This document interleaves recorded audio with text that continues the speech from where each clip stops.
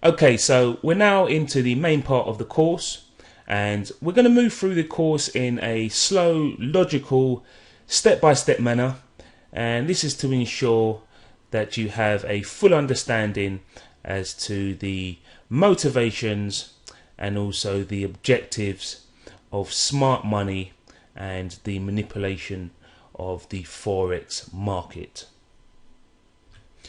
So as we have learnt, the Forex market is a 24-hour market, and this means that smart money, the large institutions that participate within the Forex market, will require offices all over the world to maintain control and execute their business plan on a 24-hour basis. Okay, now the Forex market is controlled by the market makers of these large institutions in 3 different shifts from 3 different time zones. So the fact that the Forex market is a 24-hour market that never sleeps, the institutions that participate within this market require offices all around the world, namely in the 3 main countries that move the Forex market, and these are Japan, Europe and the USA. Okay, and each shift and time zone will generally have its own unique role within the daily execution of the smart money business plan and strategy. Okay, so each of the shifts and each of the different time zones, the Japanese time zone, the European time zone and the US time zone, will generally have its own unique role within the daily execution of the smart money business plan and strategy. And that is a very, very important note to remember. Okay, the business plan of these institutions is broken down into 3 distinct parts, which we will go through in greater detail in our next section. But for now, just keep in mind that the business plan is executed in Japan, Europe and the US in terms of the sessions, and it's also executed daily, it's also executed weekly, and it's also executed monthly. And this will make a lot more sense as we get through the course. So on this chart I've highlighted the 3 different shifts and the 3 different time zones that the institutions that move the Forex market typically execute their business plan. So the line that you see here represents the start of a new trading day, and the first session of the day is the Japanese session, which is represented by this grey box. We then have the European session, which is represented by the trend of the day. And then you have the US session, which is generally a reversal of the European trend. Okay, so we have our 3 sessions, our Japanese session, our London session, and we have our US session. Now, each of these sessions will have a unique role within the execution of the smart money business plan. So in a typical trading day, the market maker whose shift is covering the Japanese session, their job for the day will be the accumulation of positions. Okay, so if a bank wants to buy a particular currency for the day or sell a particular currency for the day, the market maker of the Asian session is generally responsible for accumulating this position. Now, just think about that for a second. If 10 banks control around $3.2 trillion of the $4 trillion a day Forex market, if they're accumulating buy positions, the market's going to go up. If they're accumulating sell positions, the market's going to go down, because they are the movers of the Forex market. So the accumulation process is the Pandora's box as to what the market is going to do next. And it's about being able to peek inside Pandora's box and to work out exactly what it is that they may be accumulating.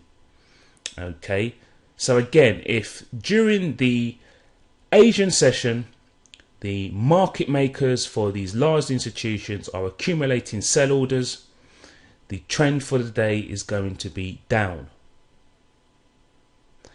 On the flip side, if they're accumulating buy orders, then the trend for the day is going to be up. Okay, and that is a very, very important point. And it's something, again, we're going to look into, and we're going to look at how to peep inside Pandora's box. So after the accumulation process and the Japanese session has come to an end, the market maker from the Japanese session will communicate to their counterpart in Europe, and through the European session, this is where we will see the manipulation of retail orders and also the trend of the market. Okay, so during the European session, we will see the manipulation of retail orders and also the trend of the market. Now, in terms of the manipulation process is simply a process of adding to the accumulated positions during the Asian session. Okay, so again, if the banks have accumulated sell positions, once the European session opens, they will perform manipulation of price levels, and through this action it allows them to add to the position they have already accumulated many times at better prices, and then the market will move in the direction of their accumulated position. So just by going from this day's session, we have the accumulation of sell orders during the Asian session, and then we have the manipulation and trend to the downside. Now, we're not going to go into manipulation and identifying the accumulated position at this point. We're just simply going through a basic, giving you a basic idea of the day-to-day process of the shifts of the market makers and also the time zones. So from this point, once the trend of the European session has come to an end, we enter into the US session. And this session, the market maker will typically take over from the European session, or the European market maker, from 1 o'clock until 8:30 GMT. And during the US session, we will typically see a reversal of the European trend. Okay, so very often you'll see a reversal to the trend that has taken place throughout the trading day. This is very often referred to as the New York reversal. Again, something that we will cover in more detail in later chapters. But this process simply occurs because, as in this example where we had the accumulation of sell orders, and again, whatever the 10 major banks accumulate, that's going to be the direction of the trend for the day. And then we saw a move to the downside during the European session.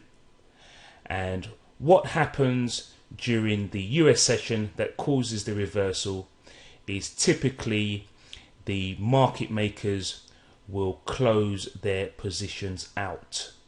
Okay, so if we have accumulation of sell orders, and at the end of the London session we have a price which is favorable to the market makers, they will buy back their position or the majority of their position, and this influx of buying by the market makers, closing out their previous sell positions, causes the market to rise.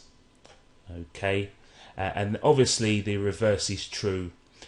If it was a bull trend, we would see a downturn in the market. So the 3 stages of the smart money business plan is the Japanese session, where the accumulation of buy and sell orders take place. We then have the manipulation and also the trend of the market during the European session, and then leading into the US session, we have the closing of positions, which causes a reversal opposite to the trend of the market, and then the same process will begin for the following day. Okay, so before we go on to look at the smart money business plan in greater detail and in a practical form, I first want to give you an understanding as to why the major banks, the major institutions that interact with the Forex market, have to manipulate the market for their own benefit. Okay, so as we saw in our graph example, we have 3 different time zones and we have 3 different shifts. We have the Japanese session, which is the accumulation of orders. We have the European session, which is the manipulation and trend of the market. And finally, we have the US session, which traps positions and where we will see a reversal. But why is it necessary for the major institutions to accumulate a position in the first place?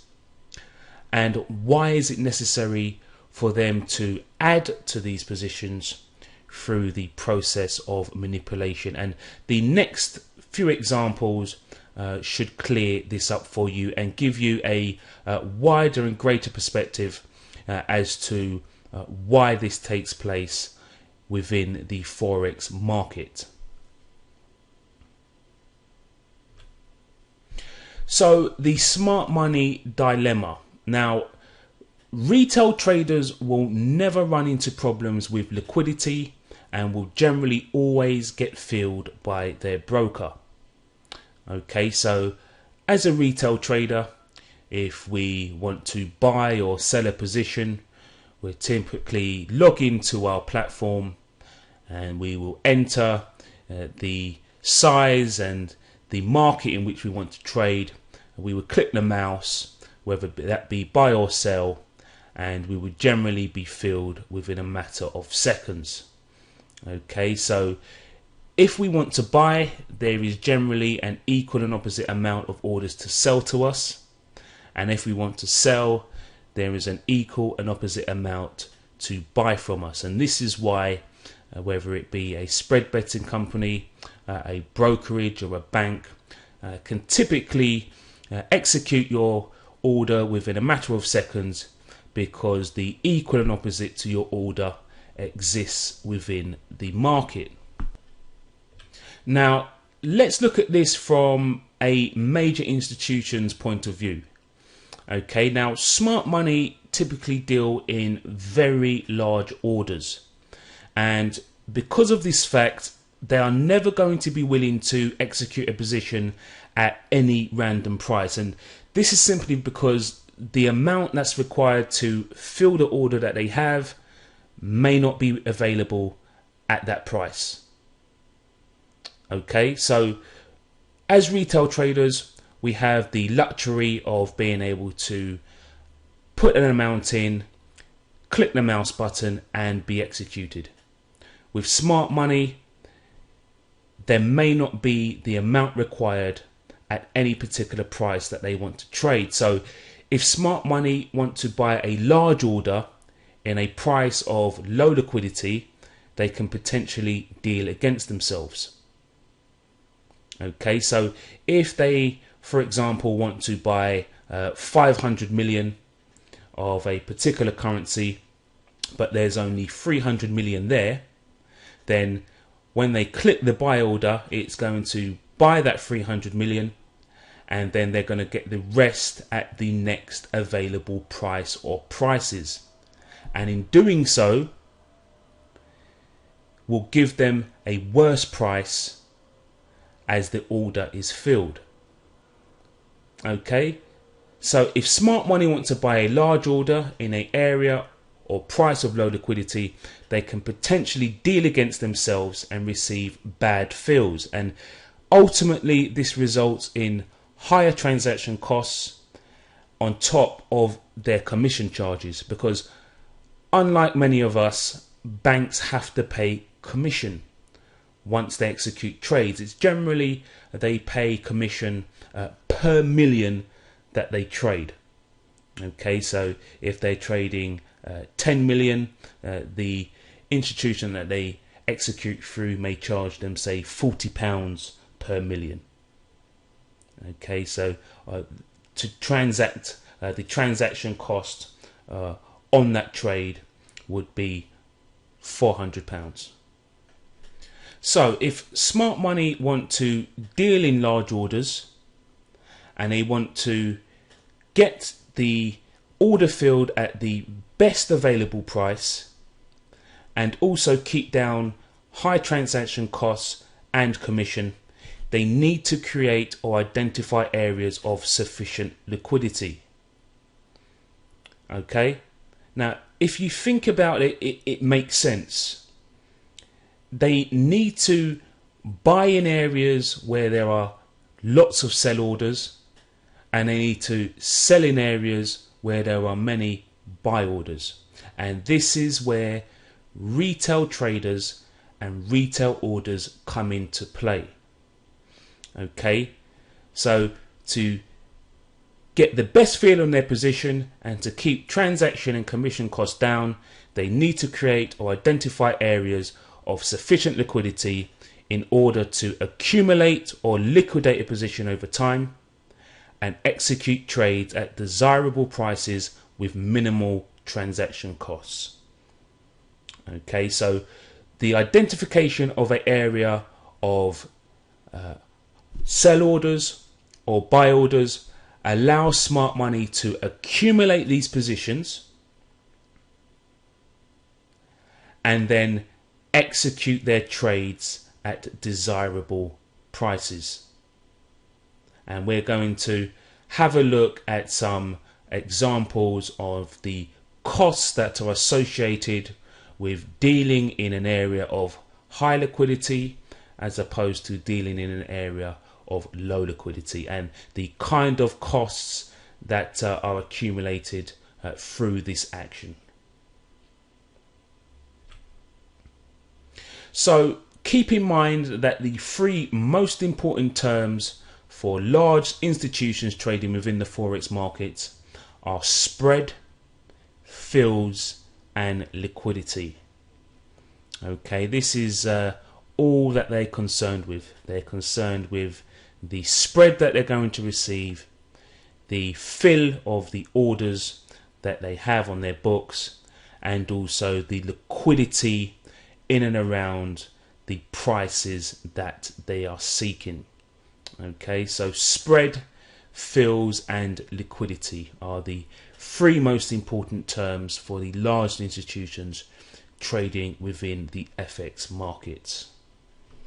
Okay, so let's compare the costs accumulated for a trader at one of the major Forex institutions when they execute an order in an area of or price of high liquidity as opposed to an area or price of low liquidity. So we have Kevin the banker, and he's paying £40 per million in commission. So for every million that he trades, he's paying £40 in commission, and he has an order on his books for to buy 100 million of sterling dollar.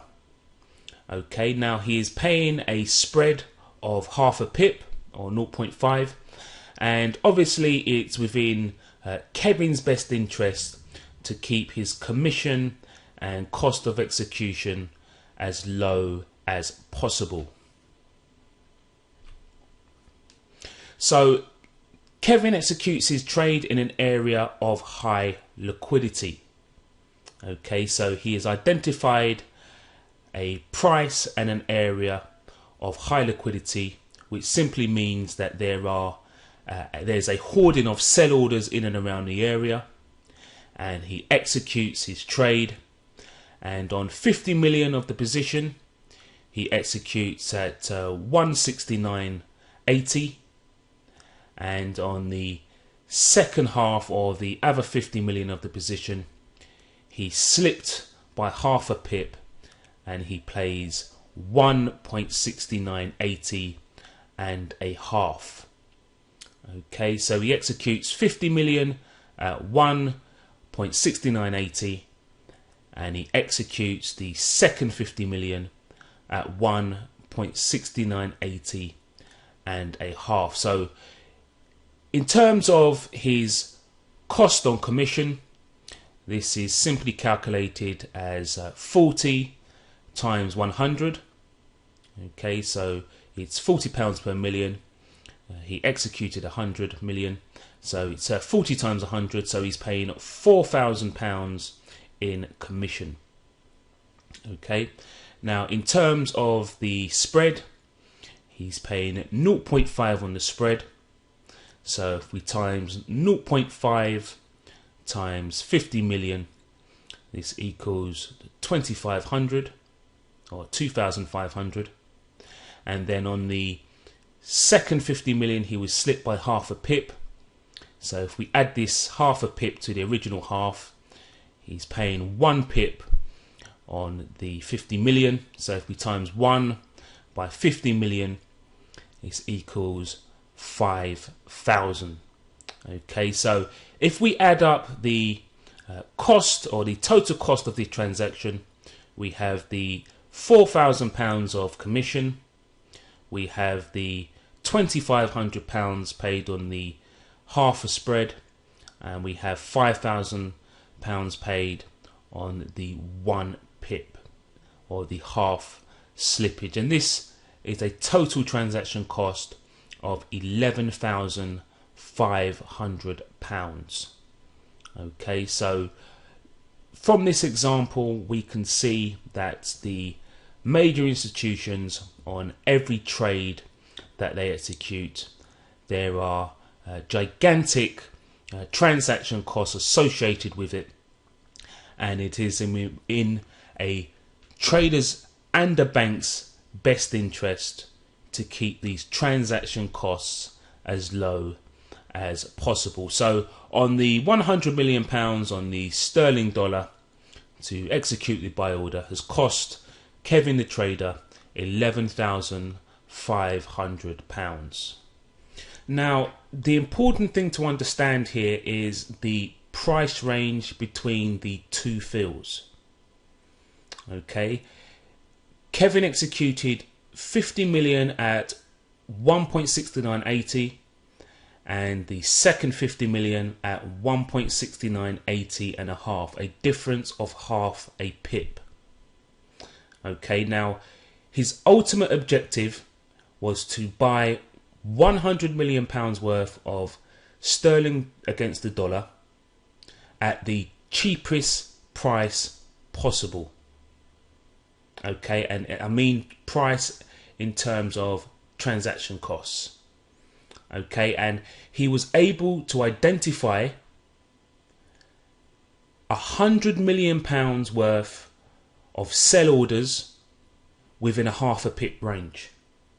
Okay, so the area between 169.80 and 169.80 and a half was an area of high liquidity.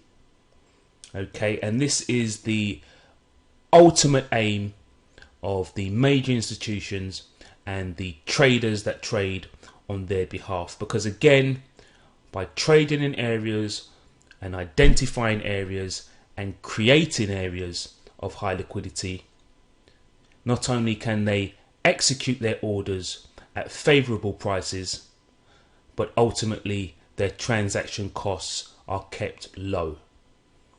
Okay, so we're going to take this same example and we're going to take a look at the difference in transaction costs when the trade is executed in an area of low liquidity. Okay, so in this example, we're going to take the same order. So Kevin, the banker, again has to buy 100 million sterling against the dollar, and he has to buy this at the best possible price. Now, in this example, he's going to execute the trade in an area of low liquidity. Okay, so he clicks the buy button and he executes 50 million at 169.80. He then gets a fill on another 5 million at 169.80 and a half, so he slipped half a pip. He's then filled another 20 million at 169.81, so he's now been slipped 1.5 pips. And then finally his order is filled and completed with another 25 million filled at 169.81 and a half, which is a slippage of 2 pips. So because he's executed in an area of low liquidity, he has dealt against himself, which simply means that as his order is being filled, the price he is receiving is getting worse. And this for banks and traders is an absolute nightmare, and it's something that they try to avoid at all costs. Nobody wants to enter a trade, especially large orders, and deal against themselves and get a worse price than if they had executed in an area of higher liquidity. So if we have a look at the costs that are incurred due to the slippage, so he pays his normal half a pip on the first 50 million that he received, and this will cost him 2,500. He then got a half a pip slippage on the 5 million at 169.80 and a half.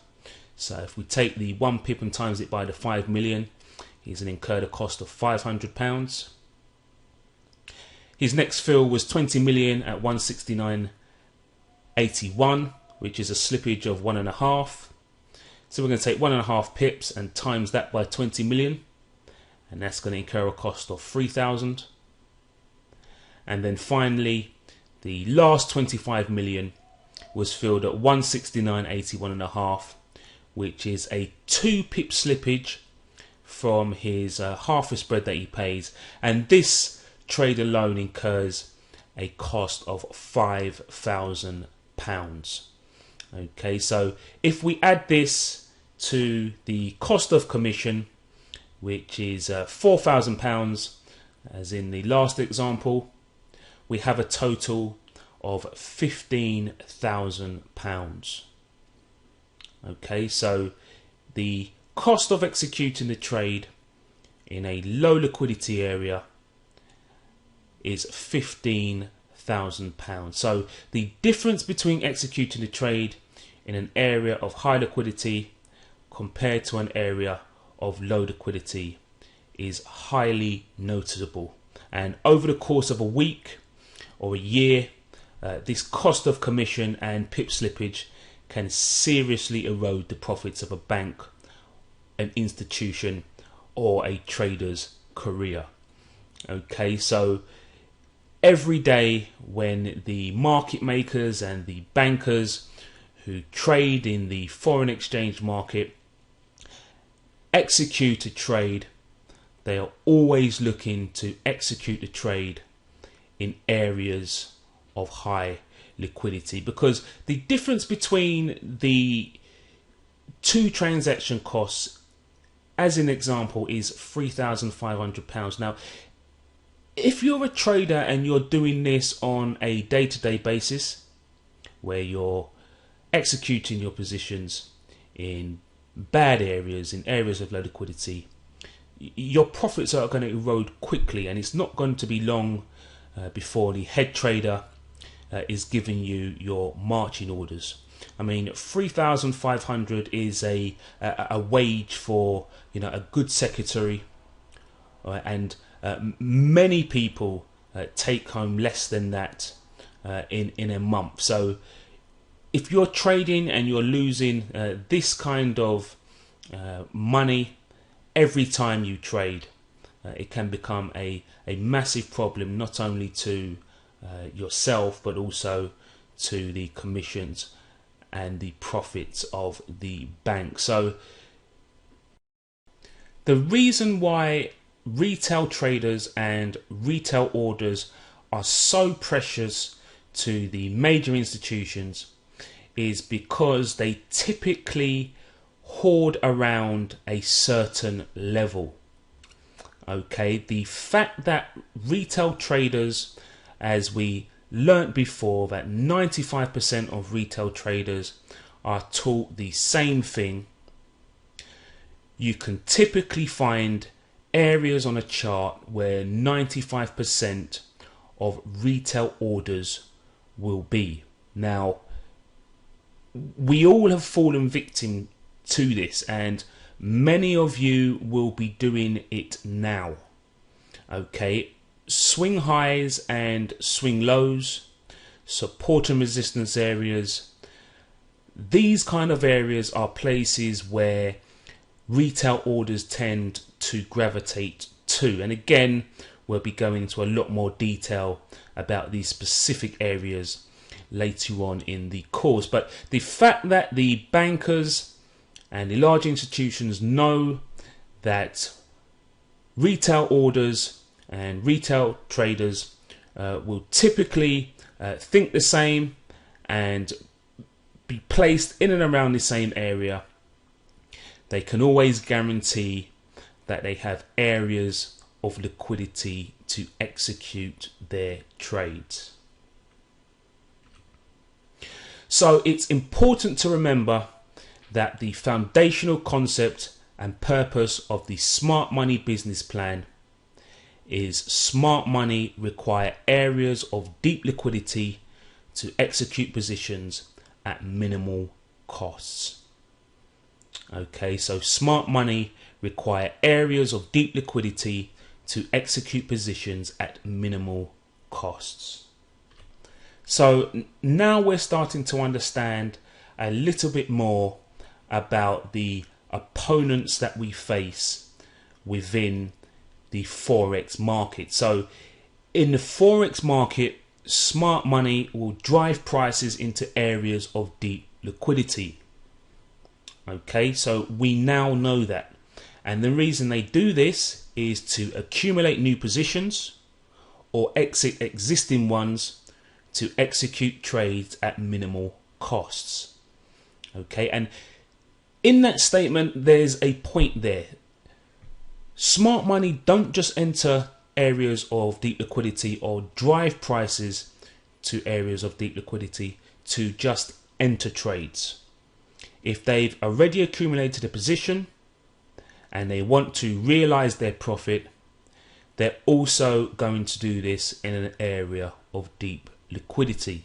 And this is again for the fact that if they don't, they can trade against themselves and give the market back unnecessary profit. So it's done to both enter and exit trades. Okay, so there are areas of deep liquidity on all FX price charts that smart money is motivated to push price to execute trades. Okay, and once you have an understanding of how and where these high liquidity areas are, and you are able to identify and interpret the manipulation of retail orders, this will give you a high degree of probability as to the direction of the day, the weeks, or the monthly trend of the market. Okay, so the accumulation process is going to take place in areas of high liquidity. We're then going to look for the manipulation of retail orders, and by doing so, if we see, for example, the inducing of retail orders to the sell side or retail orders to the buy side, this will give us a clue as to what has been accumulated and the direction of the trend, and we can then trade in line with the smart money cycle or trend and realize profits. And in our next section, we're going to take a look at some chart examples and have a step-by-step look at the three components of the smart money strategy and business plan, which is accumulation, manipulation, and market trend.